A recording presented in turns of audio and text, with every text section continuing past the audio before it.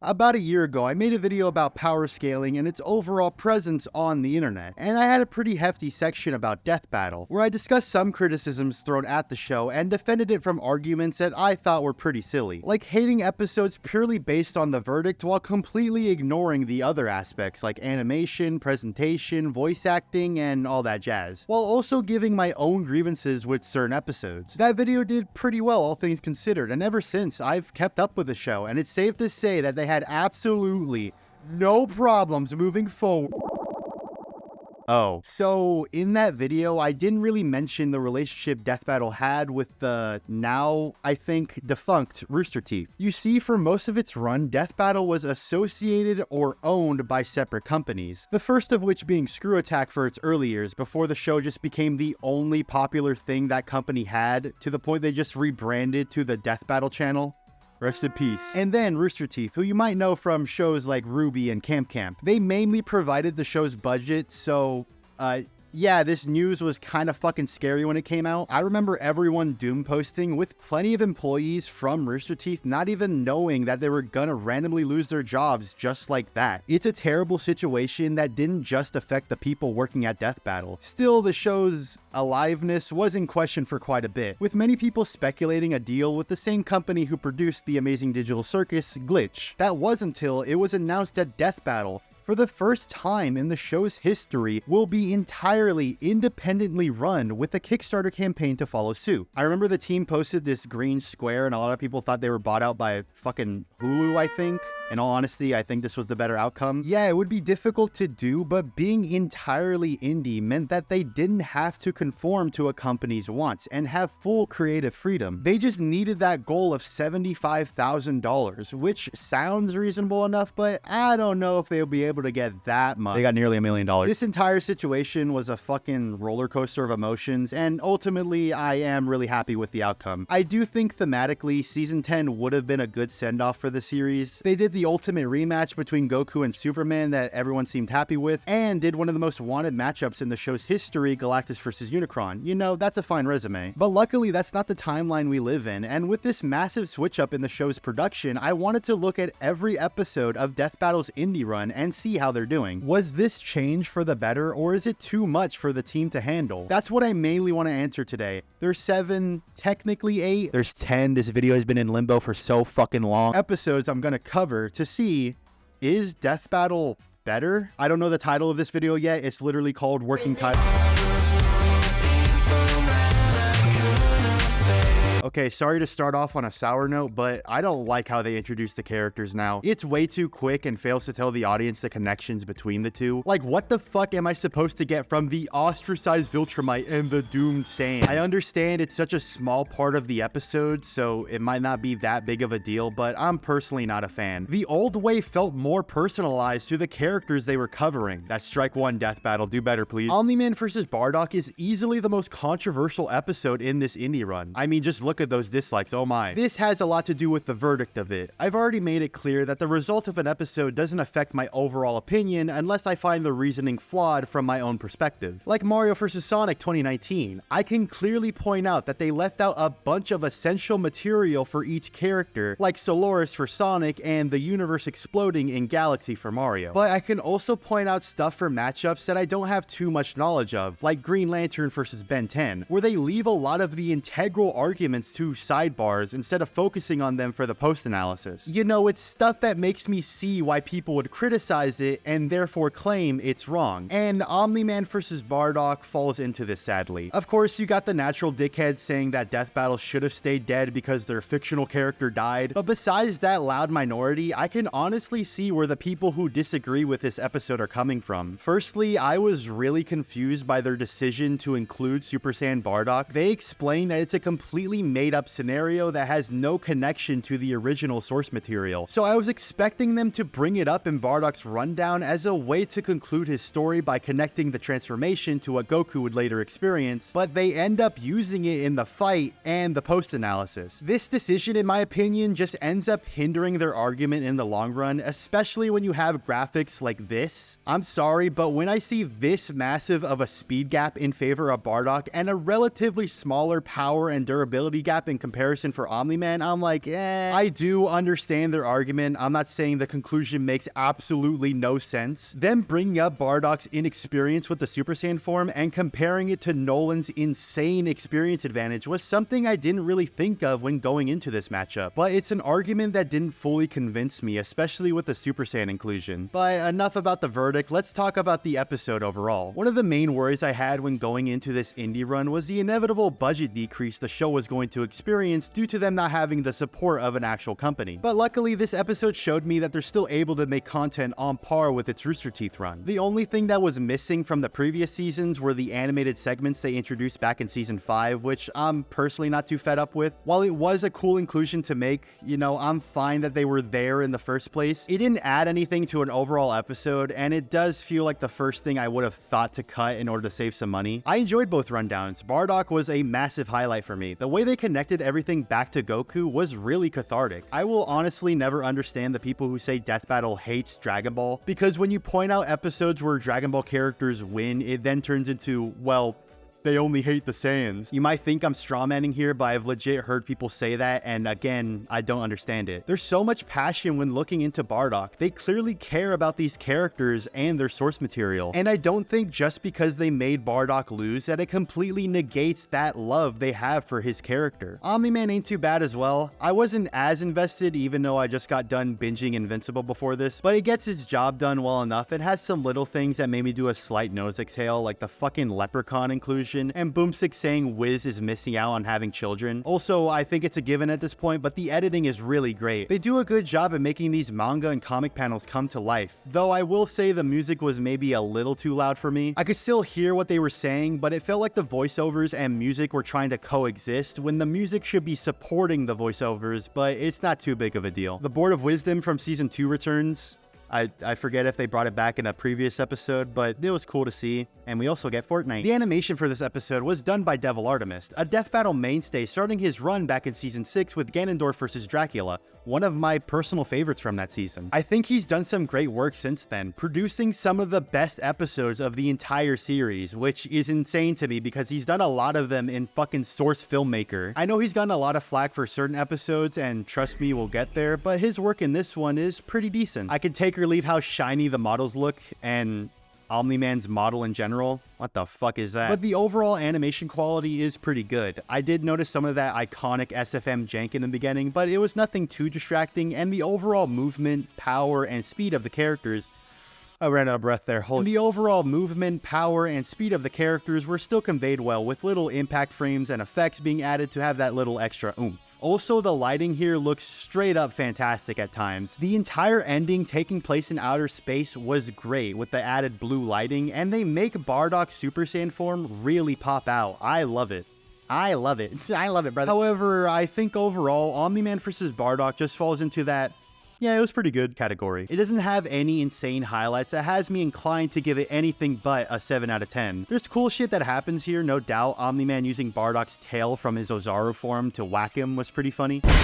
Shit.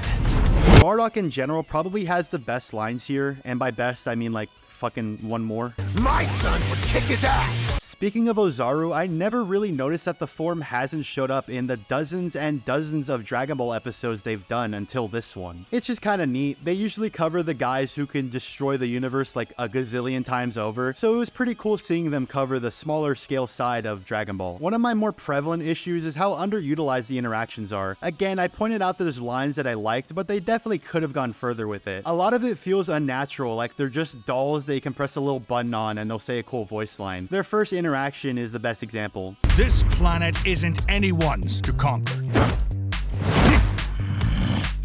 Don't underestimate me! Like, what the fuck did Bardock's line have anything to do with what Omni-Man said? I would have personally had them talk more throughout the fight because it feels like something is missing when we eventually get to the ending. That fuck scene didn't really hit hard. Like, I get what they were going for. Bardock just gave Omni-Man the fight of his life, so when he says, "You said Saiyan.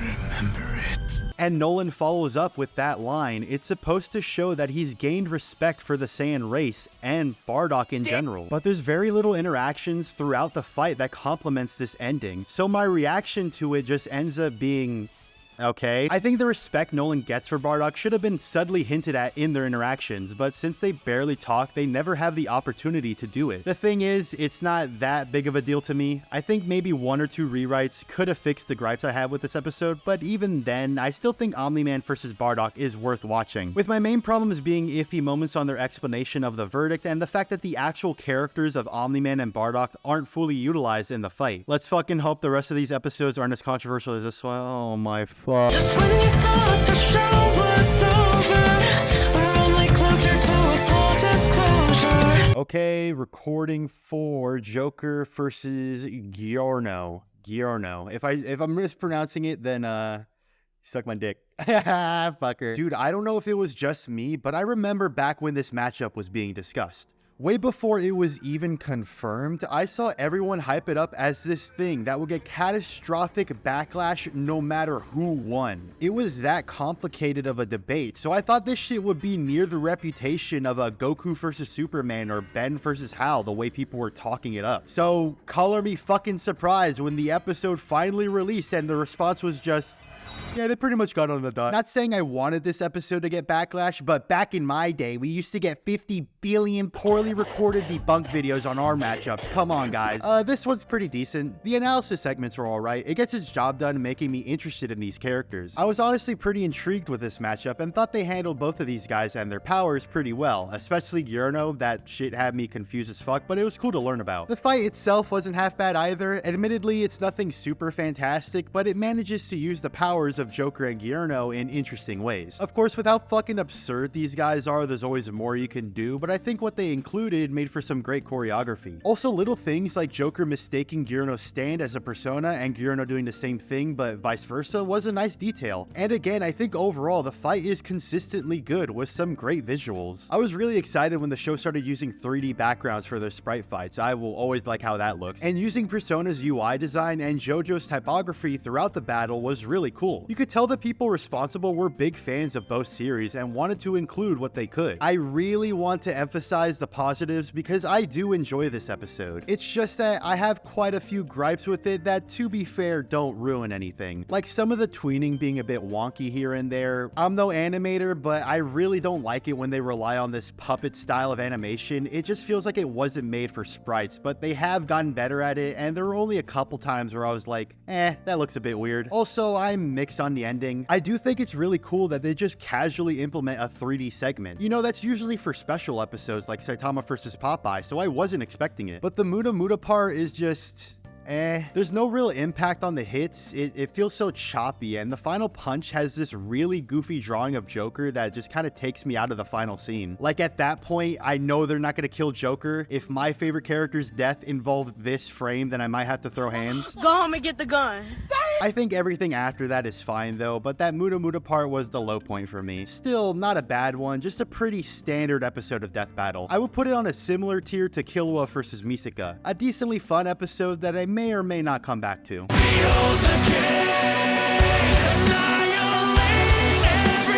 Bowser vs. Eggman is not only easily the best episode of this batch, but it might be my favorite episode of Death Battle ever. God, you can just feel the passion in every single part of this one, and you can just tell they wanted to cover these characters perfectly when looking at the rundowns. I love them emphasizing the more humane aspects of Bowser and Eggman's character, with them bringing up Bowser's relationship with his army and Eggman's relationship with Sage, and then connecting it to Gerald. It's just... Also, they didn't have to animate certain segments for this rundown, but they did, and it adds so much character. These are easily my favorite pair of rundowns in the entire series. There's so much passion, effort, and a complete understanding and respect for each franchise. It fixes pretty much every problem I had with Mario vs. Sonic 2018. Dude, I was pumping my fist in the air when they casually gave Eggman a solar system level feat off the bat. We are done with that fucking stalactite. There's just so many cool little details here, and the editing is great. I was really excited to see these guys get a hold of the IDW comics, and they did not disappoint. Sorry if I'm just talking about the Eggman segments, but when the Sonic representation in this show has Shadow versus Mewtwo in its catalog, I need to talk about when we get good shit like this. It honestly feels like they left no stone unturned when covering these characters. They finally bring up the universal to multiversal capabilities these guys have, like bringing up the Time Eater, Solaris, Dream Bowser, and the universe exploding at the end of Mario Galaxy. It was so cathartic watching this rundown for the first time, especially after being so vocal about the Mario and Sonic representation from past episodes. I feel her. It's just a love letter for each series, and I recommend watching the full video so you can get the full scope on how much they fucking cooked. And then the animation. This episode was animated by Moro, who you might know from this little internet show that has like 2 views and is bankrupting him, but he's done some amazing work for the show before, so it was a no-brainer to give him an entire episode for himself. And I can't even begin giving my thoughts on how much raw passion is put into every aspect of the animation. Usually I start with what I like about these episodes and then talk about the negatives, but there's so few I can point out that I might as well throw out the one thing I can actually conjure up as a bad thing about the episode. And it's not even that big of a criticism, but I remember watching this episode and thinking, well, where's the Time Eater? Where's Dream Bowser? But then I really thought about it and said, nah, come on, that can't be fucking it. With this matchup in particular, they obviously can't use everything in the animation, so I think it's a shitty criticism to have, but it was the only bad thing I had to say about it when I first watched it. I think other episodes like Iron Man vs. Batman do this way worse, where they mention so many cool gadgets and suits for each character, but don't end up using them, making the fight feel like there's a lot missing. But here, there's so much shit going on. So many of their army members and power-ups are being used that it completely negates that problem. That actually brings me to my first compliment. They did such a great job at making everything coherent despite how chaotic the matchup is on paper. This is Death Battle's first real army battle since Eggman vs. Dr. Wile E, unless you want to count Ultron vs. Sigma, but that's more focused on the one-on-one aspect. Here, the army battle is the main focus, and it could have been way too busy if done incorrectly, but they managed to cram in so much shit,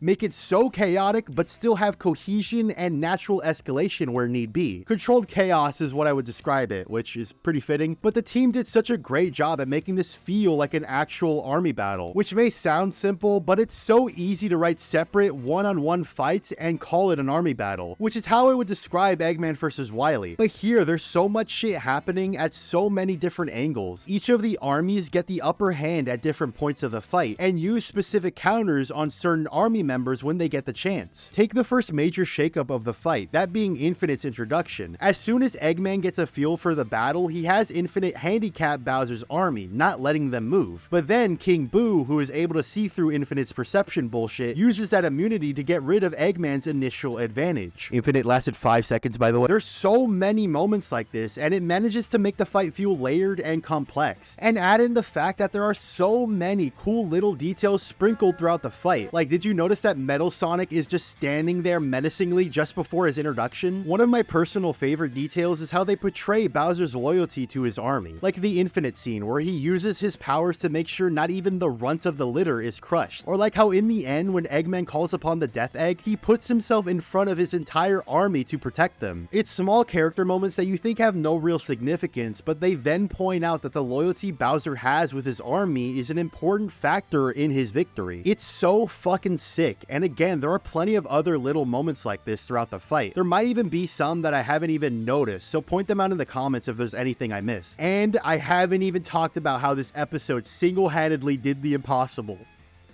They gave Metal Sonic his aura back. Bravo, bravo! He is so fucking cool throughout this entire thing. While I can maybe see this being pointed out as a criticism, I personally love that Metal Sonic carries Eggman throughout the entire fight. It just makes so much sense. Metal lands the biggest hits, causes the most damage, literally kills Bowser, and gets rid of his strongest members.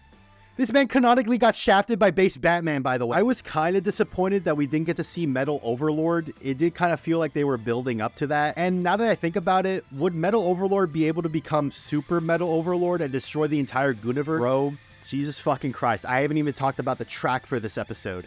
Game Over is such a banger, man. I love this shit. It elevates the already amazingly hyped moments, and it's an amazing listen by itself.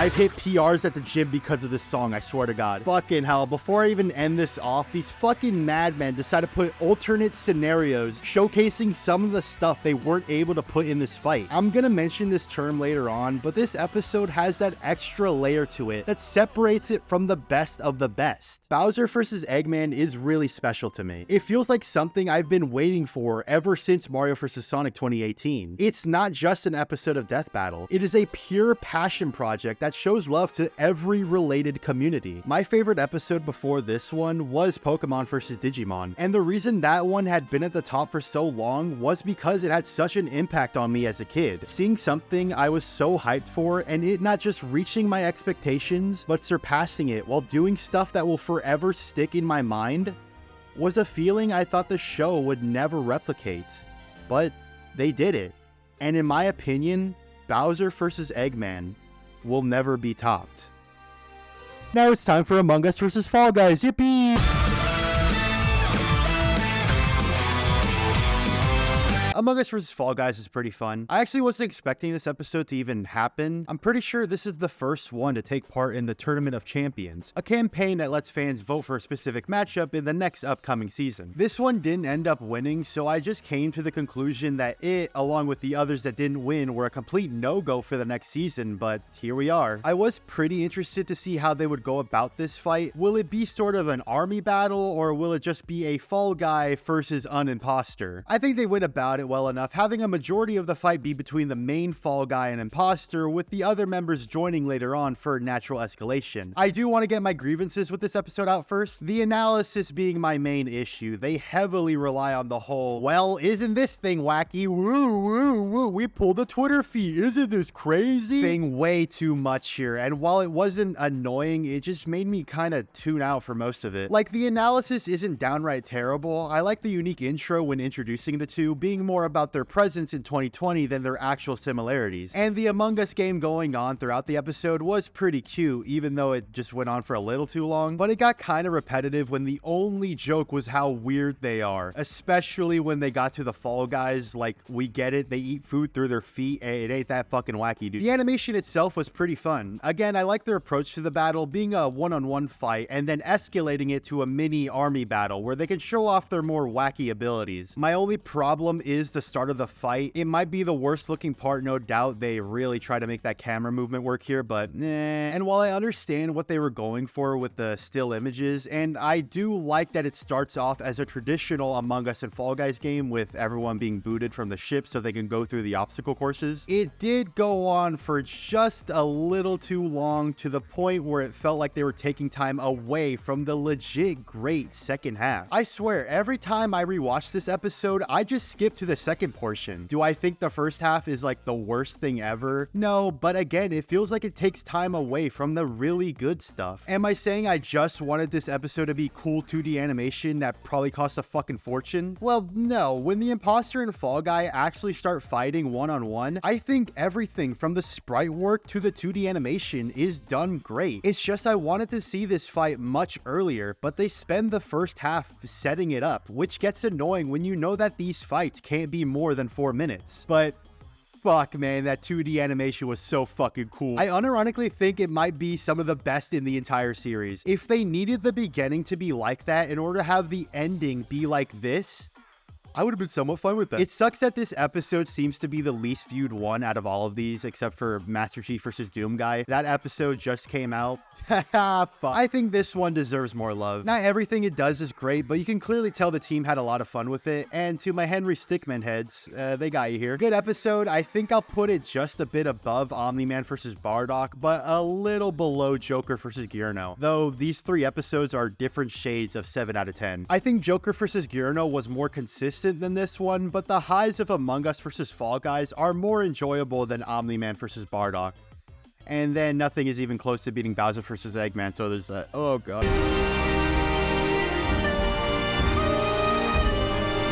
Guys, hot take, but Kratos vs. Asura is not an awful shithole that deserves to be in the pits of hell. It's more of a 5 out of 10, honestly. In terms of the community response to this indie run, Kratos vs. Asura is easily the most looked down upon episode in this batch. And, I can't say I disagree. First of all, I don't know if it's just me, but I was kind of bored when watching the rundowns. I don't know, they have a noticeably lower tone compared to the other ones. I remember actively dreading rewatching the entire episode for this video because of how unnotable I remember the analysis being when I first watched it. Nothing they talked about really interested me, which is a shame because I was really excited for the Kratos rundown considering how much Kratos as a character has changed since his original episode. But it feels like they don't talk enough about his massive character shift. Like, yeah, they do mention it, but they don't really say anything insightful about it to conclude the rundown, which I know might seem like a high ask, but they have done it before and will do it later on. The best way I can describe this entire episode, honestly, is that it feels like something is missing. Just for example, I noticed out of all the episodes, this is the one with the least amount of cool visual edits. That was a bit weird, and it made a lot of moments feel empty in the process. But now let's talk about the most controversial part of the episode, the fight. Now, I'm actually of the belief that the overall look of the battle isn't absolutely terrible. The lighting, colors, and composition from the beginning scene look legitimately beautiful. I can see why they used it as a teaser. And there are plenty of moments later on that are absolutely stunning.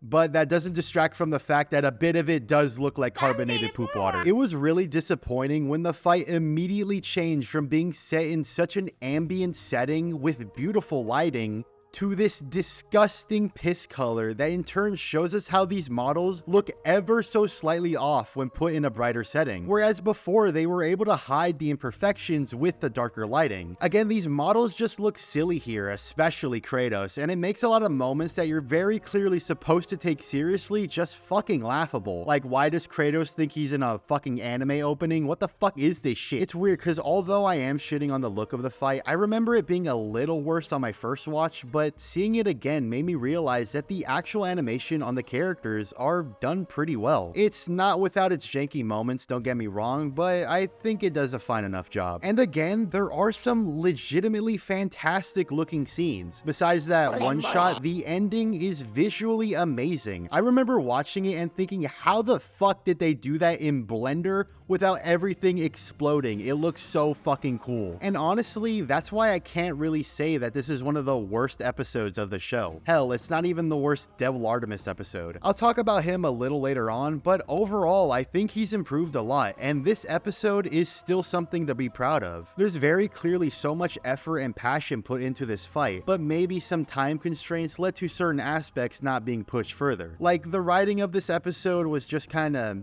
I actually still don't know why Kratos and Asura are fighting in the first place. Can someone explain this to me? The way Asura says "Run!" to his daughter makes it seem like she's in danger because of Kratos, but he hasn't done anything. You're starting the fight, asshole. I also just can't take a lot of moments in this fight seriously. Like, the ending line from Asura was supposed to be this sad and emotional moment, but I just wrote, okay bro, in my notes. You are a monster no longer. I never was. There's not a lot of meaningful interactions between Kratos and Asura to connect to this final line. It just falls flat for me. Out of all the episodes, this is the one to feel like a first draft. A relatively decent first draft, to be fair. One that with a few tweaks can output something better, but a first draft nonetheless. Also, I just thought I mentioned this here, but they randomly have an alternate ending, and it's just so fucking lame. Kratos gets punched hard and dies. Wow, fucking cool. It feels like they saw the positive reception they got from the alternate scenarios in Bowser vs. Eggman and asked Devil to quickly make an alternate ending. It just doesn't work. I think now is a perfect time to bring up that this episode was animated by Devil Artemis, who I think at this point knows the reputation this episode has. I mainly wanted to bring this up because it feels like some people get skeptical whenever Devil is working on a certain episode, thus questioning his animation skills, I guess. Admittedly, I don't know the full scope of how bad the backlash was when this episode was released, but I did see a few people question if Devil as an animator fits with what Death Battle is trying to do. And that's when the question of,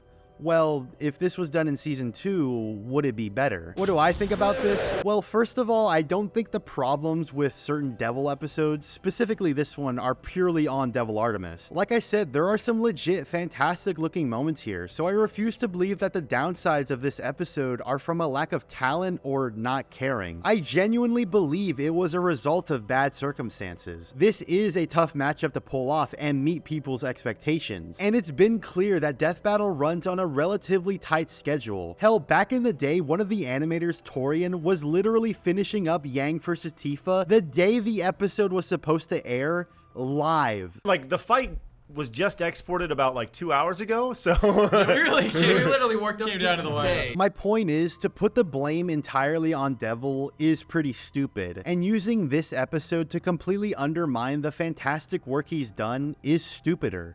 And if you're stupider, you go to Jupiter.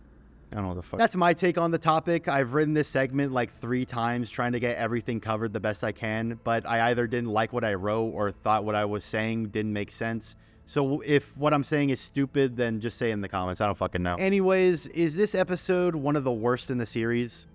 Again, it's just middle of the road, which would surprise me considering how much backlash it got from the community, but it does kind of stand out from the other episodes that are seen as some of the best ever. Going at the bottom, but it's really nothing to be ashamed of. We all have our stinkers.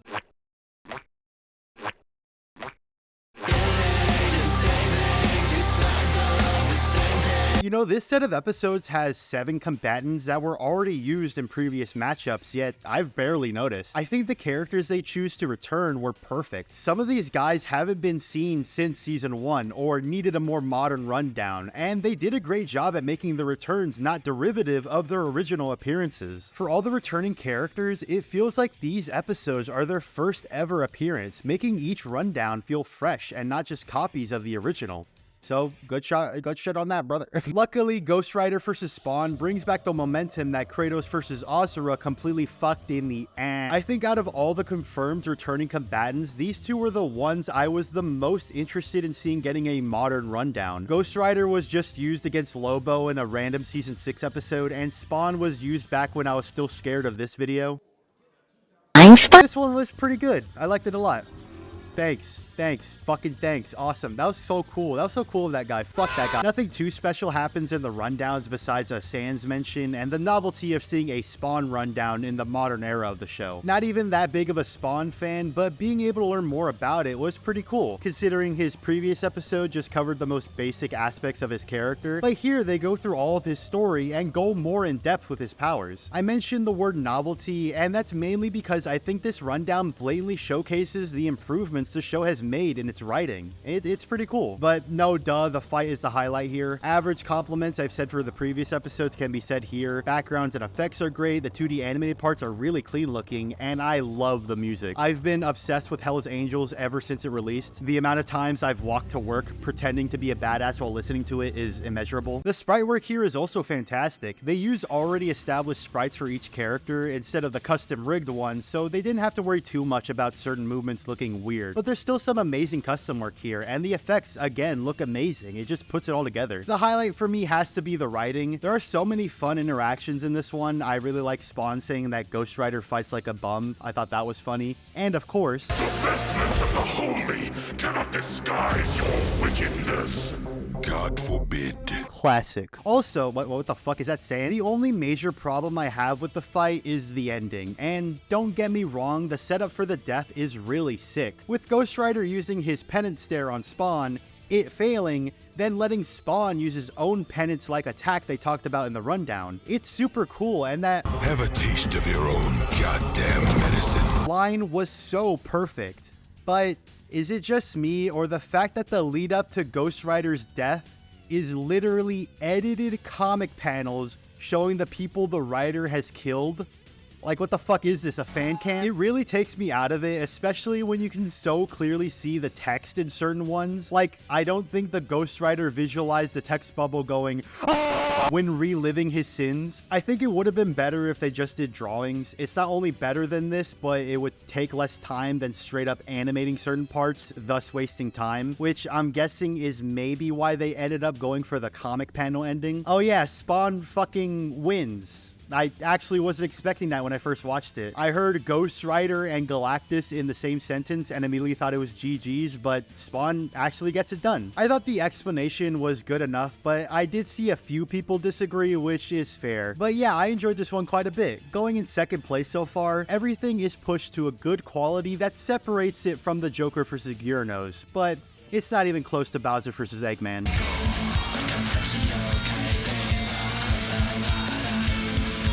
Surprise, surprise, the episode animated by Moro is one of my favorites. This one shouldn't be a shock. Shigaraki vs. Mahito is pretty fucking good. Though I should make it clear that out of all the characters they've used so far, these were the only ones I had no fucking idea who they were prior to this episode's release. Not the biggest anime guy I'm starting to notice, but I think that unknown factor made me really engage with both of their rundowns, to the point where they might be some of my favorites in the entire series. The obvious highlight being Shigaraki's ending. For just that one moment, though, Shiggy got in Deku the only thing he'd been denied his whole life, the one thing his lifelong nihilistic tantrum was really all about.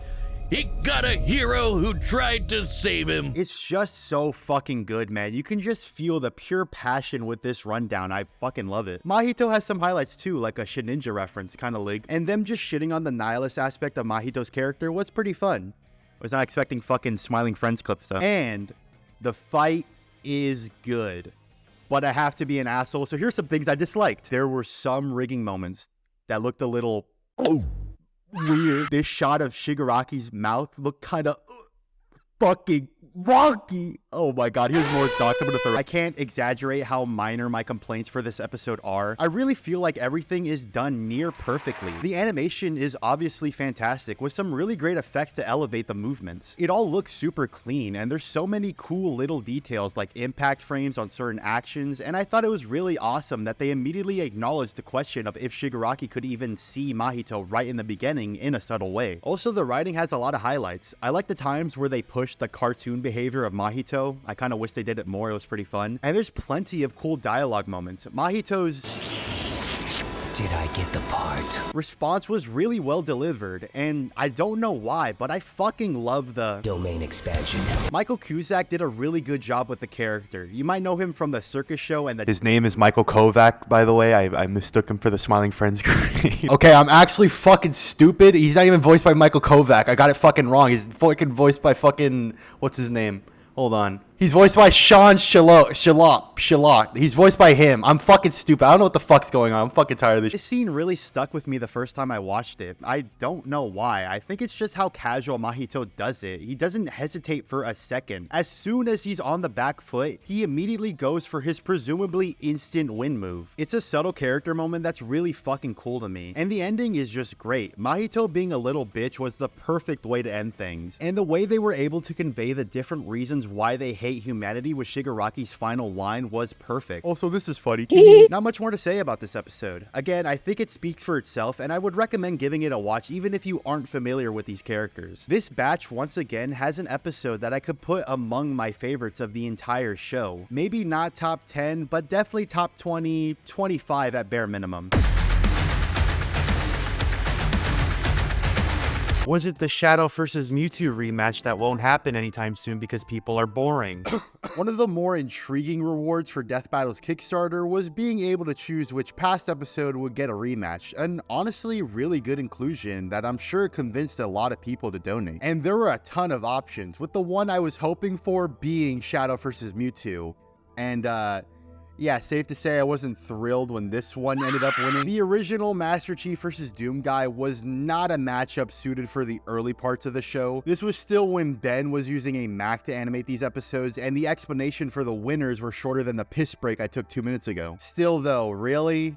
This one? Alright, boring McBoringson. It's weird because a lot of the comments for the build up to this episode were just saying how one-sided it is. So that definitely made me more excited that might go Shadow vs. Mewtwo. I really enjoy Master Chief vs. Doom guy. Quite a bit actually. Dare I say, it surpasses the original. A Herculean task, I know. But this is a really solid one, with rundowns that I wasn't too crazy about, but it has its merits. I like that they mention Boomstick's shotgun like is Doomguy's super shotgun, and then bringing up Cortana's relationship with Chief was really sweet. Pointing out the irony of an AI based on someone who completely fucked up his life was the one who brought back his sense in humanity. Also, Doomguy's dad being Commander Keen was not something I fucking expected. This episode does sadly suffer from obvious as fuck syndrome, where the verdict is so clear cut just by the first few minutes of Doomguy's rundown. They mention that his weapons can make a hole through Mars and he can take on Titans a billion times his size. Like, oh man, Chief definitely got this, guys. He could outrun a cheetah. I don't want to knock it too hard though. Once in a while, you are going to get matchups like this, and there's only so much you can do about it without just completely shelving information on a certain character till the post-analysis. The fight is the real highlight though, and goddamn, what a step up from Kratos vs Asura. Apparently, Devil took a lot of the comments from that episode to heart, and I think he improved drastically. The movements are quick and snappy, the effects look really nice, there's a lot of really cool and dynamic camera shots, the composition in general is great, and best of all, the posing for each character is so strong. One thing I noticed when rewatching this episode is that I can go to any frame in this animation, and 95% of the time, I get something that's so clean looking, it could be a fucking wallpaper. It's fantastic. The fight is just fun as well. They did a good job portraying Chief as the adaptable super soldier he is. He had plenty of smart, quick thinking moments, like during this clash where he's getting overpowered by Doomguy and just uses a missile to get out of that situation. There's plenty of moments like this, and it contrasts really well with the more brute and brash fighting style of the Doomslayer. Him catching that missile just because he can was easily one of my favorite parts though. I think all the positives I mentioned about the visuals are summarized here, and it's just so cool, man. My only minor problem is the ending.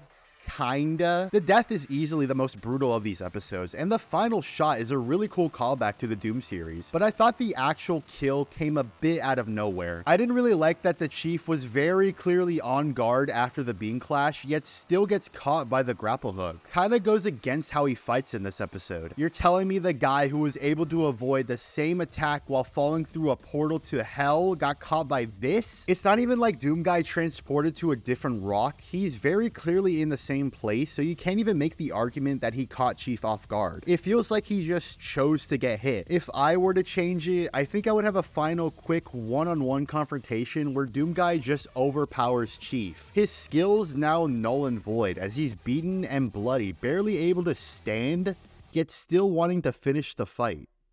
Then you can have the death play out. The actual ending isn't too bad though, and it barely bothers me, but it's just a little suggestion. I also don't know how to feel about Cortana's final line since we don't really get her reaction to Chief's death, but one, I think I would be really sad if they actually did that, and two, I don't know if Cortana dies when Master Chief dies. I've never played Halo. Still, this is a very solid episode, and while I would have preferred other matchups to get the rematch treatment, I can't hate on the actual amazing work everyone put into this one because of outside factors. I'd say this one is up there with Ghost Rider vs. Spawn. I actually have it above that episode, so good job, guys.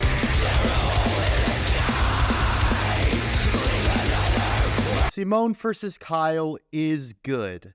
But, okay, I'm joking a little bit. I think Simone vs. Kyle is a really good episode. Like Shigaraki vs. Mahito, I didn't know too much about these characters. I just knew that this matchup was one of the most wanted. Admittedly, I think the idea for it was created because of the result of Ben vs. Hal, but that's neither here nor there. Still, I think both rundowns were pretty interesting. There's only so much I could say about them besides that, especially when they cover characters I know dick about. But them going in depth on how fucking insane both of them are was pretty fun. I did kind of tune out when they started talking about that 11D and 12.3D shit. Out of everything talked about in the Versus community, I still don't understand this dimensional shit. You're telling me New Super Mario Bros. Is infinitely weaker than Mario 64? What? There is still some stuff that I think is fun. I like that they reference other characters who've held the record for the biggest calculation, even taking a jab at SpongeBob, and whoever is responsible for putting the infinite thwomp edit here will be done. The fight itself is where I get to the but part. I think overall the fight looks great. It might be the most unique looking one in these set of episodes, implementing not just hand-drawn elements but also 3D, sprites, and even some live action. Though it's mainly done for the beginning, still it's blended really well and looks fantastic. Also, fucking hell, they really sold the spectacle of everything. This shit looks fucking awesome. Dare I say, this fight looks legitimately beautiful at points, especially near the end. I think a lot of the positives I have for the animation kind of speaks for itself. off. The pure impact of the fight was conveyed amazingly, and it has some of the best looking animation of the entire series at points.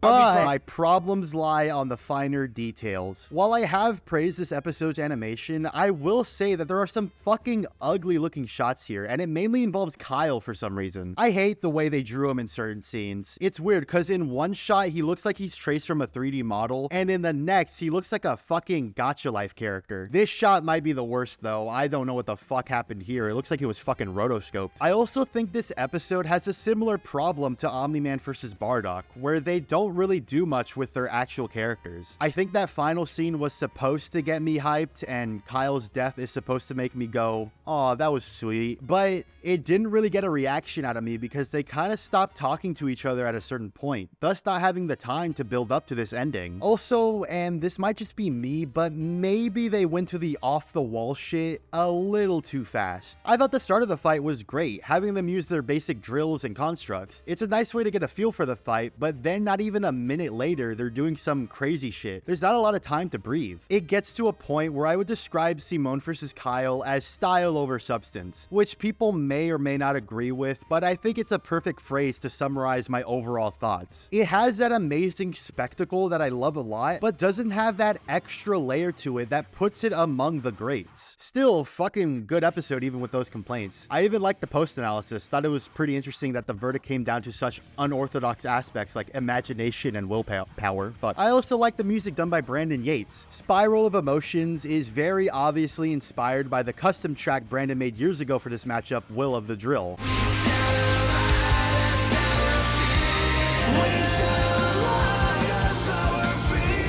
I will admit, from what I heard when I first watched this episode, I thought it was a little derivative of the original, but after listening to it by itself, I think it works as its own thing. Will of the Drill wasn't made with this animation in mind, so they couldn't just slap that song on it and call it a day. So Spiral of Emotion had to take certain aspects of that song and make it fit to the fight. And I think Brandon did a great job with that aspect while still making a banger track. Please give it a listen, it's really good, I like it. Anyways, I have this one a little bit above Master Chief vs. Doom Guy. I think I prefer the analysis in this one way more, but I can see these two switching places at any point in time. I mentioned in Among Us vs. Fall Guys that Death Battle made the Tournament of Champions for the fans to vote on which matchup would be made for the next season. By the way, I say season, but Death Battle doesn't really do that anymore, just releasing episodes with no real seasonal structure like they used to. Just saying this if you're wondering why I've only called these episodes the indie run instead of season 11. But yeah, out of all the hard hitters, I was really surprised that this was the one that ended up winning. Like, I'm not super in tune with the Death Battle community, but I wouldn't say I'm out of touch. I watch a few YouTubers who talk about Death Battle, and I am in some Discord servers, so I at least know what matchups people want at the very least. But I've never seen people discuss this one, but I was still interested to see what the team would do for something so unorthodox. And after a long wait, I gotta say, I really liked it. I think this episode made me realize how big a fan I am of Looney Tunes and Tom and Jerry. Besides those fucking Tavel novels, Tom and Jerry would be the only thing me and my brother would watch when we were at our grandma's house. And we played the shit out of that fighting game on PS2. That was our Smash Brothers. Also, Tom and Jerry Tales was goated. Just saying, just saying. My point is, seeing these guys being covered was a blast to watch, especially when they got to the more nuanced part of their character. I wasn't expecting the Rules of Wile E cartoons by Chuck Jones to be an integral part of the verdict, and the fact that a Chinese mobile game makes Tom a universe buster, but it shows a great understanding of these characters. I enjoy it a lot. I did see a lot of people complain that this matchup was pointless due to both characters having Toon Force, and most of the time when there's a character like that used in a death battle, it's mainly to show how absurdly powerful they are compared to a more grounded character. An example of this can be Deadpool versus the Mask or Aquaman versus SpongeBob. It also didn't help that the last Toon versus Toon fight was a draw, so a lot of people didn't see a point in this one. But I feel like this matchup plays into the fact that these guys are the butt of the tooniness. And that to me, even before the episode released, made it much more interesting. They even say in the post-analysis, these guys aren't characters who can just snap their problems away. And I wanted to point this out because I saw a lot of people just undermine these characters being used in Death Battle, just seeing them as pointless since they can do whatever they want. But I do feel there's a lot of interesting matchups the show can do with them. I think they have their merits, and there's still a bunch bunch of legacy matchups that involve these type of characters. Also, people who were worried that the episode was gonna be a draw like Courage vs. Scooby, which the team immediately shut down the possibility, but just saying, even if it was, who cares? Like, if Scooby versus Courage was majorly bogged down for you because it was a draw, you're a loser, dude. I don't make the rules. But anyways, let's talk about the fight. I think it's really fucking fun. Besides Bowser vs. Eggman, this might be my most rewatched episode. The setup taking homage from the Roadrunner cartoons was great, the art style is really nice, and they were able to play into the fact that Tom and Wile E are the punching bags of their own shows with funny little gags throughout the fight. This one is honestly pretty simple when you take a second to look at it, and that may be a complaint when you realize there's a bunch of weapons mentioned for both that don't end up in the actual fight, but I think that simplicity helps it in the long run. Everything has time to breathe. The fight doesn't feel too long or too short, and while on a rewatch, I did notice that a lot of Tom and Wile's arsenal wasn't used. It didn't really feel like anything was missing when I got to the fight. It's all in all a solid package that's really rewatchable. Do have some complaints, my main one being the sound design, because fucking hell, they really love spamming those old cartoon sound effects. While I understand that these sounds are basically an integral part of these cartoons' identity, I think they go way too far with it in certain places, especially when the music is already aiding in the impact of certain scenes. I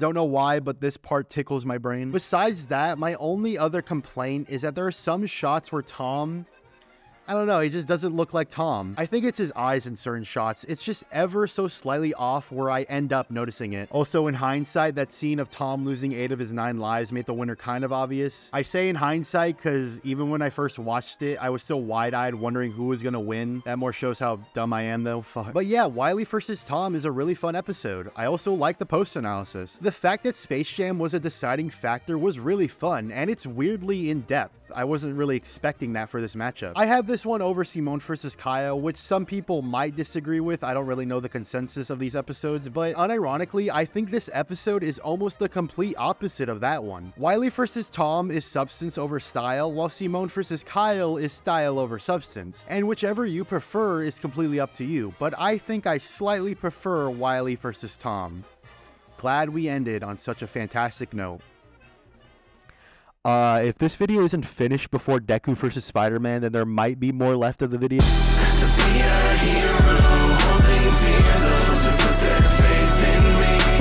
Okay, so this was a pretty unexpected matchup to see. Unlike other returning characters who in some cases the show hadn't used in over a decade, Deku and Spider-Man, Miles Spider-Man specifically, were characters that were used relatively recently, at least compared to someone like Master Chief or Spawn. That's really why I was confused with this matchup, since yes, new stuff has come out regarding these characters since their last appearance, but I personally don't think it was enough to have them return this quickly, especially since this pairing wasn't all too interesting to me. It ends up feeling like they did this one because of the backlash they got from Deku vs. Asta, which I found out recently was not a well-received episode. People fucking hate this one. I personally thought it was fine. The only complaint I remember was people bitching about this line. Man, this guy can give even Luck a run for his money.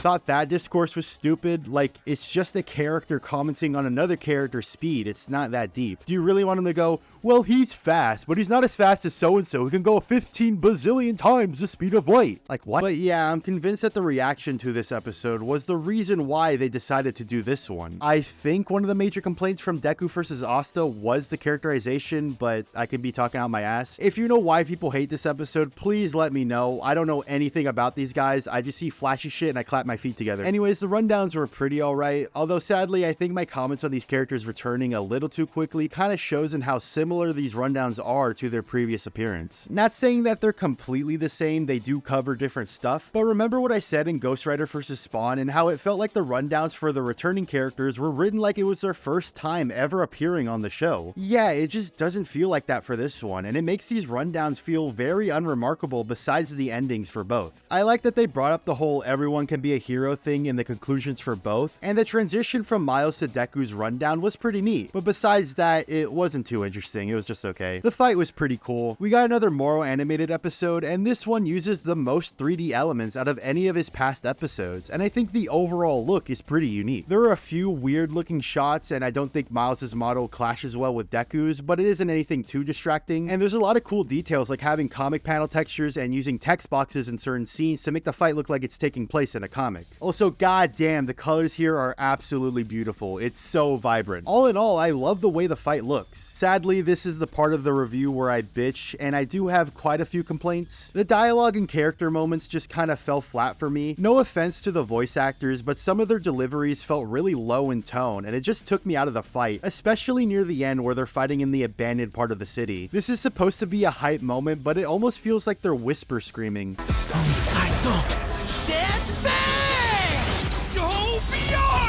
Like, this is them giving it their all. It sounds like it's a fucking sparring match for them. My final complaint is that this fight doesn't really have an extra thing to it. Yeah, it looks cool and it's fun enough, but it doesn't do enough to make me think about it after I watched it. Like, ask me about a specific scene that I can point out as super memorable a few days later, and I would be kind of struggling. I still like it, but I think it's your standard death battle affair. But this one is still relatively new, so my opinions might change upon more rewatches. Honestly, the discourse for it was a little more entertaining. I like that people have made up this false version of Deku who calls out other characters to scrap like a fucking UFC fighter. Like, the monkey from War Girl, you're next! Deku vs. Miles wasn't my forte, sadly, but even then, I think it's a solid episode. The QR code is a Rickroll, by the way. I checked it out. Don't fucking bother. Now I'm glad we ended on a good-ish note. I swear this is the last episode. If there's still more to this video, I'm gonna die. I refuse to cover Hulk vs. Godzilla.